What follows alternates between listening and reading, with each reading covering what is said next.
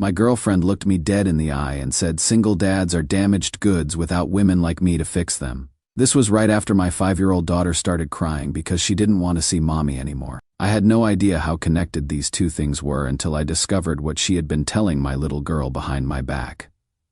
I am Caspian, 31, plumbing contractor for 9 years. Divorced about a year and a half ago from Maya, 29.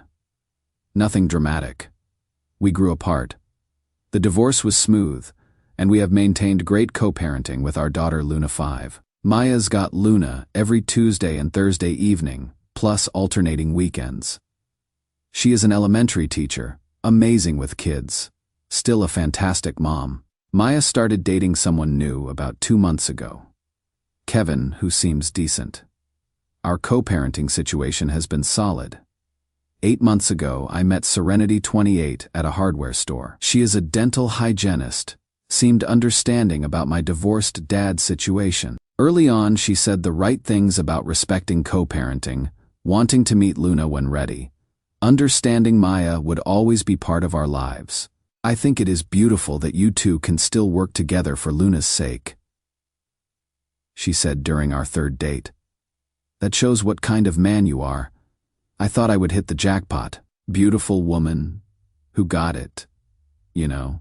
Things moved naturally. Luna met Serenity about 4 months in, and it seemed to go well. Serenity was sweet with her, brought little gifts, played princess games. Luna called her daddy's friend Serenity and seemed comfortable. But about 6 weeks ago, things started getting weird. Luna began acting strange around pickup times with Maya. She had been excited to see her mom every Tuesday and Thursday, but suddenly she was reluctant. First, it was just, do I have to go to mommy's tonight? Then it escalated to actual crying fits. I don't want to see mommy, she told me last Thursday, tears streaming down her face. Cannot I just stay here with you and Serenity? Maya was confused and hurt. She called me worried. Cause Luna seems distant lately. She barely talks during our time together. Keeps asking when she can go back to Daddy's house. Did something happen? I honestly didn't know what to tell her. Kids go through phases, right? Maybe Luna was just adjusting to the new dynamic with Serenity around more often. Serenity had opinions about it, though. Maybe Luna's finally realizing which home makes her happier. She said one night after a difficult pickup, "Kids are smart. K's. They know where they feel most loved." That comment made me uncomfortable, but Serenity quickly followed up with, "I just mean she feels secure here with us." My buddy Darius, 33M, also divorced with kids, started expressing concerns when I mentioned Luna's behavior changes. "Man, that is not normal," he said over beers last weekend. "Kids don't just suddenly reject a good parent. Something's influencing her? You think it is about Maya's new boyfriend? Maybe, or maybe it is closer to home than you think." I brushed him off. Darius can be paranoid about new relationships since his ex tried to turn his kids against him during their divorce. But then yesterday happened. I was getting Luna ready for her Thursday evening with Maya. Luna started the crying again, but this time she said something that made my blood run cold. "Mommy is mean, Daddy," Serenity told me so. I knelt down to her level. "What do you mean, sweetheart?" Serenity said. "Mommy doesn't really love me because she left you." She said Mommy only pretends to care but really wants her new boyfriend more than me. My heart stopped. I looked around for Serenity, who was in the kitchen supposedly making dinner. I felt sick. I called Maya and told her I needed to reschedule pickup. That Luna wasn't feeling well. Which was true. She wasn't well. Just not in the way Maya would think. After I put Luna to bed, I found Serenity at the stove, stirring pasta sauce like nothing had happened. The normalcy of it made my skin crawl. "We need to talk about what you have been telling Luna about her mother." Serenity's hand froze on the spoon for just a second before she turned around, her face carefully neutral. "I don't know what you are talking about. Luna comes up with all kinds of stories." I stepped closer, keeping my voice low, so Luna wouldn't hear upstairs. "She specifically said you told her Maya doesn't really love her." Serenity set down the spoon and crossed her arms, her expression shifting to something more defensive. "Look, Ka's kids need stability. Luna sees how happy we are together, how we could be a real family. Maybe she is naturally pulling away from Maya because she wants what is best. What is best? Maya is her mother. That is when Serenity's mask slipped completely. Single dads are damaged goods. Cause without women like me to fix them. You had never find real happiness again. Luna needs a stable mother figure, not some woman who already abandoned her once. Maya didn't abandon anyone. We got divorced. Same thing to a child. I love Luna like she is my own. I could be the mother she actually needs. She already has a mother who chose to leave. I am choosing to stay. Pack your shit and get out tonight. You don't mean that, try me. She stared at me for a long moment, probably waiting for me to back down. When I didn't, her expression turned ugly. Fine, but don't come crawling back when you realize what you lost. You are just a broken man with baggage, and no decent woman is going to want that. I was doing you a favor. She packed her stuff and left around midnight, slamming the door behind her. This morning I had a long conversation with Luna about what Serenity had been telling her. I explained that none of it was true, that Mommy loves her very much, and that sometimes adults say wrong things when they are confused. I called Maya and told her everything. She was quiet for a long time. I knew something was wrong, she finally said. Thank you for telling me. What do we do now? I have got a family therapy appointment set up for next week to help Luna process this. Maya and I are going to attend together to show a united front. But guys, I am still processing what happened. This woman spent months earning my trust, bonding with my daughter, just so she could try to erase Luna's mother from her life. She actually thought she could replace Maya, and that I would be grateful for it. The scary part is how close she came to seriously damaging Luna's relationship with her mom. If I hadn't caught it when I did, I keep thinking about all the signs I missed. Were there red flags earlier? How long had this been going on? And now I am wondering, am I really damaged goods for being a divorced dad? Is my situation too complicated for most women to handle? Right now I just want to focus on helping Luna heal and making sure her relationship with Maya gets back to normal. But I cannot shake the feeling that this isn't over yet. Serenity's been texting me since she left, and the messages are getting more intense. Part of me thinks I should be prepared for her to escalate this somehow. Anyone else dealt with someone trying to manipulate your kids against their other parent? How do you even recover from something like this? Update 1 had to wait to update because my phone got water damage Tuesday. Long story involving Luna, a bubble bath, and me being distracted by Serenity's increasingly unhinged text messages. Just got a replacement today. First, thanks to everyone who commented. Reading your stories about similar situations made me realize how common this manipulation tactic is. Also made me feel less crazy for not seeing it sooner. So here is what has happened since my post. The family therapy session went well. Dr. Martinez specializes in helping kids process confusing adult situations. She got Luna to open up about what Serenity had been saying. It was worse than I thought. Serenity hadn't just told Luna that Maya didn't love her. She had created this whole narrative about how Maya abandoned us, how Maya was pretending to want visits because the court made her, and how Luna should choose to live with us full time. Serenity said if I told Mommy I didn't want to see her anymore, the mean judge would let me stay with Daddy always. Luna told Dr. Martinez. Maya was incredible during the session. She stayed calm, reassured Luna that nothing Serenity said was true. Luna baby, I didn't leave you. Daddy and I just couldn't live in the same house anymore. But that doesn't change how much we love you.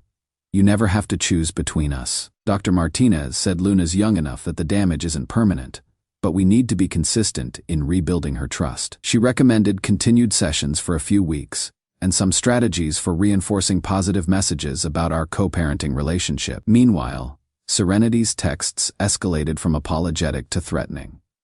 Monday, I was just trying to help Luna understand the situation better. Tuesday, fine, ignore me. But when Luna asks why her real mom left again, don't come running to me. Wednesday, you are making a huge mistake. I know things about Maya you don't. That last one got my attention. Darius said I needed to document everything. Thursday morning, Maya called panicked. Cause Serenity showed up at my school during lunch. She cornered me in the parking lot. Serenity had gone full stalker mode. She approached Maya claiming she needed to explain the real situation and started ranting about how Maya was confusing Luna by pretending to care. She said Luna had chosen her as her real mother, and that I should step aside willingly, Maya told me. When I refused, she said she had evidence that I was an unfit mother. What kind of evidence? I don't know. But she was recording our conversation, and she mentioned Kevin by name, said she had been keeping tabs on my relationship. That is when I realized this woman had been stalking my ex-wife and probably my daughter too. I called the police to report the harassment. The officer was surprisingly understanding and familiar with these kinds of situations. Parental alienation cases often involve the new partner. He said, "We see it more than you would think. Did she ever have unsupervised access to your daughter?" The question hit me like a brick. Serenity had babysat Luna probably a dozen times when I had evening jobs or weekend emergencies. She had had hours alone with my daughter to poison her against Maya. "We are going to need to document everything," the officer said. "Keep recording the messages. And if she contacts either of you again, call immediately." Friday evening was Luna's first scheduled visit with Maya since everything came out. I was nervous about how it would go, but Luna seemed lighter, like a weight had been lifted. During the therapy session, Dr. Martinez had given her permission to love both her parents without feeling guilty about it. "Daddy, I told Mommy I was sorry for being mean," Luna said when Maya brought her back Sunday.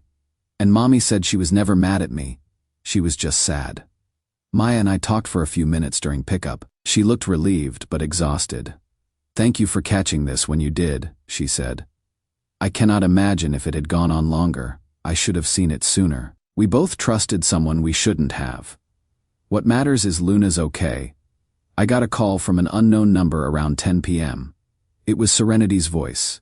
Calm, too calm. "Kaz, I think we need to meet in person. There are things about Maya you need to know. Serenity, don't call me again. This is about Luna's safety. Maya's new boyfriend isn't who you think he is. I have proof." Then she hung up. Guys, I don't know what game she is playing, but something tells me this woman isn't done trying to destroy my co-parenting relationship. The proof comment has me worried. Update 2, writing this from the hospital waiting room. Don't panic. Luna's fine, but we have had one hell of a week that ended with me calling 911 twice in one night. Let me back up to what happened after my last update. Tuesday morning, Maya called me at work, voice shaking. Kevin got a call at his office yesterday. Someone claiming to be from Child Protective Services asking questions about his relationship with Luna. When he called CPS back directly, they said no one from their office had contacted him. My blood went cold. Serenity. That is what we are thinking. But it gets worse. Kevin's boss pulled him aside this morning asking about concerning allegations regarding his involvement with a minor. Someone had called his workplace anonymously. Serenity was systematically trying to destroy Maya's relationship, and now targeting Kevin too. I immediately called the officer. "This is escalation behavior," he said. "File for a protective order immediately. For all three of you, Maya, and Luna." Wednesday, I met with a lawyer. Turns out getting protection for Luna was more complicated since Serenity wasn't technically a family member, but the harassment of Maya and the false CPS report were enough to start the process. The lawyer also suggested increasing security at Luna's daycare and Maya's school. People who engage in parental alienation sometimes target the child directly when their other tactics fail. She warned. Thursday evening, I was picking Luna up from daycare when the director, Mrs. Collins, pulled me aside. "Mr. Williams, we had an incident today. A woman matching the description you gave us tried to pick up Luna around 2 p.m. She claimed there was a family emergency and that you would send her." My heart stopped. "What happened?" "We followed protocol, asked for ID, called you immediately. When your phone went to voicemail, we refused to release Luna. The woman became agitated and left quickly. I checked my phone. I had been in a crawl space running new pipes and had no service. 3 missed calls from the daycare, 2 from Maya. She gave the name Serenity Madison and said she was Luna's stepmother." Mrs. Collins continued. "Luna seemed confused and said she didn't want to go with her. Thank God for daycare protocols. I called Maya immediately. She tried to take Luna. Maya's voice was high with panic. Daycare stopped her, but Maya, this woman is completely unhinged. We need to assume she will try again. Friday morning, the protective order was approved. Maya, Luna, and I were all covered. The officer served it personally and warned Serenity that any contact would result in immediate arrest. I thought that would be the end of it. I was wrong. Saturday night, around 11 p.m., my house alarm went off. I grabbed the baseball bat I keep next to my bed and called 911 while checking the security camera app on my phone. Someone was in my backyard trying to look through Luna's bedroom window. It was Serenity. The police arrived within minutes and arrested her for violation of the protective order and attempted breaking and entering. She was screaming about how she just wanted to make sure Luna was safe, and that Maya was poisoning everyone against her. Luna slept through the whole thing, thank God. But Sunday morning she started asking questions about why police cars had been at our house. I tried to explain gently that Serenity had been confused and needed help, but wasn't allowed to visit us anymore. Is Serenity sick in her head like Grandpa Tom? Luna asked. My dad has dementia. Something like that, sweetheart. But the important thing is you are safe. Sunday afternoon, Maya came over so we could talk to Luna together about some new safety rules. While we were explaining that she should never go with anyone we hadn't told her about, Luna said something that chilled us both. Serenity told me if the police ever came, I should hide from them because they would take me away from Daddy. Maya and I looked at each other. This woman had been preparing Luna for a kidnapping scenario. That is not true, baby, Maya said gently. Police are helpers. They keep us safe. We spent an hour undoing more of Serenity's twisted programming. Sunday night around 10 p.m., my phone started ringing, unknown numbers, over and over. When I finally answered one, it was Serenity calling from jail. Kaz, please. You have to listen to me. I was trying to protect Luna. Maya's boyfriend is dangerous. I have evidence. I hung up and blocked the jail number. But then Monday morning, Maya got a call at school from someone claiming to be Serenity's sister. She said Serenity had asked her to give me important information about Kevin, Maya told me. When I refused to listen, she said I was putting Luna in danger by being stubborn. We called the officer, who said Serenity was probably using other people to violate the protective order by proxy. This woman is obsessed, he said. She is not going to stop until she faces serious consequences. That is when Maya made a decision that surprised me. I am pressing charges for the stalking, the false CPS report, everything, and I want to request a psychological evaluation. Tuesday morning, we met with the prosecutor. Maya was incredible, calm, detailed, focused on protecting Luna above everything else. This isn't about revenge, she told the prosecutor. This is about ensuring a 5-year-old can have a relationship with both her parents without manipulation or fear. The prosecutor agreed to pursue charges and request the psych eval. But Tuesday night, things escalated again. Around 9 p.m., Luna started complaining her stomach hurt. By 10 p.m., she was vomiting. By 11 p.m., she had a high fever and was lethargic. Maya met us at the emergency room. The doctors ran tests while Luna got increasingly sick. Has she eaten anything unusual today? The doctor asked. I ran through Luna's meals. Everything was normal except she had a juice box when I picked her up from daycare. Mrs. Collins said someone had left a package of them for the kids. Maya and I looked at each other with growing horror. The doctor ordered additional tests, including screening for common poisoning agents. Luna spent the night in the hospital while they monitored her condition and ran labs. This morning, the results came back. Luna had ingested a small amount of a sedative, not enough to be fatal, but enough to make a small child very sick. The police are investigating the juice boxes. They found Serenity's fingerprints on the packaging. Luna's going to be fine, but the doctor said if she had consumed more of the contaminated juice, it could have been much worse. Maya hasn't left Luna's bedside since we got to the hospital. Watching her hold our daughter while Luna sleeps has reminded me why our co-parenting relationship is worth protecting. She could have killed her, Maya whispered to me this morning. All because she wanted to play house. Serenity's being charged with attempted poisoning and child endangerment. Her bail was denied. Luna's asking why she feels sick and when she can go home. We are telling her she caught a bug and the doctors are making sure she gets better. Dr. Martinez is coming to the hospital tomorrow to help Luna process what has been happening in an age-appropriate way. But guys, I cannot believe it got this far. This woman was willing to poison my child to prove some twisted point about being a better mother than Maya. The scariest part is thinking about what could have happened if Luna had drunk more of that juice box. Or if daycare protocols hadn't stopped Serenity from taking her. Maya and I are going to have some serious conversations about Luna's safety going forward. Neither of us will ever take a new relationship lightly again. Right now I just want my little girl to get well and go home. And I want to make sure Serenity never gets the chance to hurt another family the way she tried to hurt ours. How do you explain to a 5-year-old that someone she trusted tried to hurt her? How do we help her feel safe again? Dr. Martinez says, children are resilient. But this whole experience has changed how I think about protecting Luna while still trying to build a life for myself. Anyone else been through something this extreme? How do you rebuild trust after someone violates your family this completely? Final update: Luna came home from the hospital Thursday afternoon. She is physically fine, but emotionally we are still processing what happened. Writing this while she naps next to me, finally looking like a normal 5-year-old again. Serenity was officially charged with attempted poisoning, child endangerment, stalking, violation of a protective order, and filing false reports. The prosecutor said they are seeking the maximum sentence. This represents a clear pattern of escalating behavior targeting a child, she said. The court takes these cases very seriously. Serenity's psych evaluation revealed what Dr. Martinez called classic signs of obsessive behavior and delusional thinking around maternal replacement. She had convinced herself that removing Maya from Luna's life was necessary for Luna's well-being.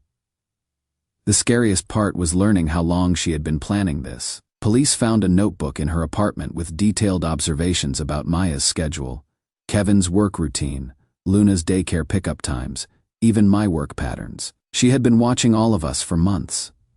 Maya and I attended a court hearing Monday where Serenity's lawyer tried to argue for reduced charges. Seeing her in that orange jumpsuit was surreal. She stared at me the entire hearing, like she was waiting for me to change my mind. When the judge denied bail reduction, she finally looked away. Luna's recovery has been the priority. Dr. Martinez has been amazing, helping her understand that what happened wasn't her fault. Sometimes grown-ups get confused and make very bad choices. Dr. Martinez explained to Luna, but your mommy and daddy will always protect you.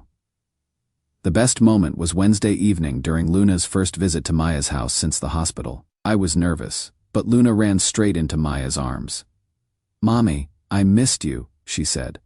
And Maya just held her and cried. Kevin was there too, and I was surprised by how protective I felt toward him. Serenity had tried to destroy his reputation because he represented stability in Luna's extended family.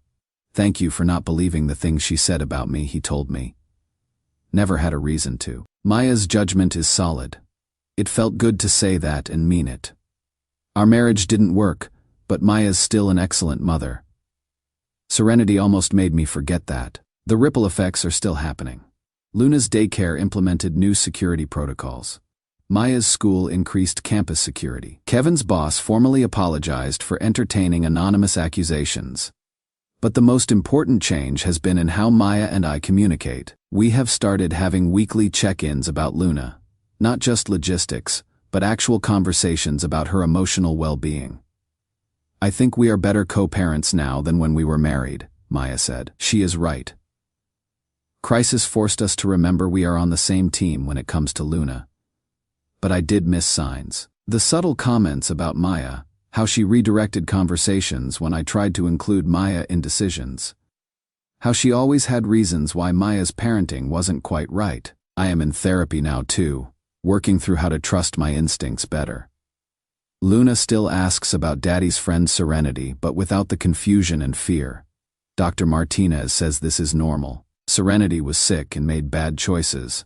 Luna told me yesterday, but she cannot come back because the rules say no. Yesterday Maya and I took Luna to the park together because Luna wanted both parents there for the big slide she had been scared to try. Watching Luna climb that slide with both parents cheering reminded me what we were really fighting to protect. We were fighting for Luna's right to love and be loved by everyone in her family without manipulation.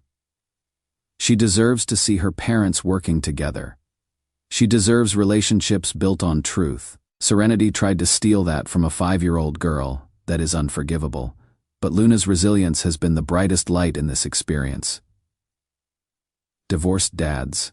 We are not damaged goods. We are building healthy families across 2 homes. Anyone who sabotages co-parenting doesn't deserve a place. Your child's relationship with their other parent is sacred. Luna's thriving, confident in both parents' love. Sometimes protecting what matters means hard choices.